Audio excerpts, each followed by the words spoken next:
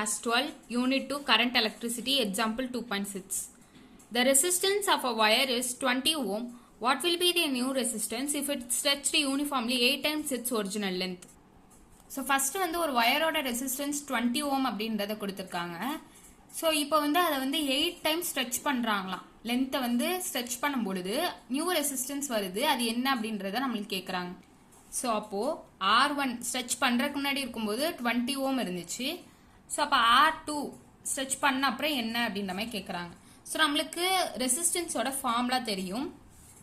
So R is equal to rho L by A.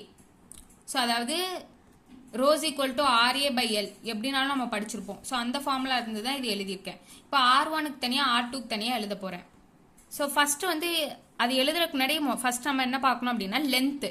So first L1ஆக இருக்கும்போது Lன்ற லென்த்தில் இருக்குது. So L2ஆக இருக்கும்போது என்ன ஆகுது, 8 டைம் ஸ்ட்ரெச் ஆகுது இல்லையா, அப்போ 8L இருக்கும். ஸோ இப்போ வந்து R1 R2 எழுதி. ஸோ இப்போ வந்து நம்ம L1 L2க்கு பதிலாக இங்கே சப்ஸ்டியூட் பண்ணிடலாம். ஸோ L1 L2க்கு பதிலாக இதை சப்ஸ்டியூட் பண்ணிட்டேன். இப்போ என்ன பண்ண போகிறோம் அப்படின்னா R2 டிவைடட் பை R1 இதோட வேல்யூ தான் நம்ம கண்டுபிடிக்க போகிறோம். ஓகே, ஸோ அப்போது இதோட வேல்யூ கண்டுபிடிக்கணும்னா ரோ இன்ட்டு 8L அப்படியே டிவைட் பண்ணிக்கலாம் A2. ஸோ இது டிவைட் பண்ணும்போது ரெசிப்ரோக்கலாக மாறிடும். அப்போது A1 divided by rho L. So இப்போ வந்து LL கேன்சல் ஆயிரும், ரோ கேன்சல் ஆயிரும். ஸோ அப்போ நம்மளுக்கு எப்படி வரும் அப்படின்னா 8 இன்ட்டு A1 பை A2ன்னு வரும். சாரி, A1 பை A2ன்னு வரும். ஸோ இந்த மாதிரி தான் வந்திருக்கு. ஸோ இப்போ A1 பை A2 கண்டுபிடிக்கணும். ஸோ நல்லா நினச்சி பார்த்தோன்னா ஸ்ட்ரெச் ஆச்சு அப்படின்னாலும் அதோட வால்யூம் சேமாக தான் இருக்கும். அப்போ ஃபர்ஸ்ட் உள்ள வால்யூமும் செகண்ட் வால்யூமும், அதாவது ஃபைனலாக இருக்க வால்யூமும் ஈக்குவல். ஸோ ரெண்டு வால்யூமும் ஈக்குவல். இது ஈக்குவேஷன் 1ன்னு எடுத்துருக்கேன். நம்மளுக்கு தெரியும் volume is equal to area into length அப்படின்ற ஃபார்முலா தெரியும். ஸோ அதை வந்து இங்கே போடுறேன். அப்போ A1 L1 is equal to A2 L2. So L1 L2க்கு சப்ஸ்டியூட் பண்ணணும் வேல்யூ. ஸோ அப்போது A1 L1ஓட வேல்யூ L தான், A2 L2ஓட வேல்யூ 8L.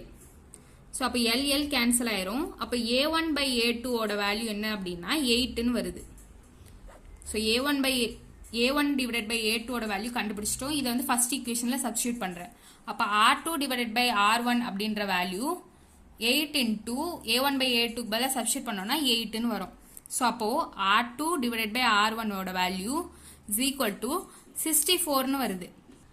ஸோ நம்மளுக்கு R2 தான் தேவை இல்லையா, R1 வந்து 20ன்னு கொடுத்துட்டாங்க. அப்போது R2 is equal to 64 R1 வரும். இப்போ R1ஓட வேல்யூ சப்ஸ்டியூட் பண்ணணும். R1ஓட வேல்யூ ஒன்று கொடுத்துருக்காங்கன்னா 20 கொடுத்துருக்காங்க. ஸோ இதை சப்ஸ்டியூட் பண்ணணும் 1280ன்னு வருது. ஸோ ரெசிஸ்டன்ஸ் அப்படின்றனால நம்ம ஓம் அப்படின்றத மென்ஷன் பண்ணிடலாம். ஸோ இதுதான் இதோட ரெசிஸ்டன்ஸ். ஸோ அப்போது ஒரு ஒயரை ஸ்ட்ரெச் பண்ணும்பொழுது ஏற்கனவே 20 ஓம் இருந்தது.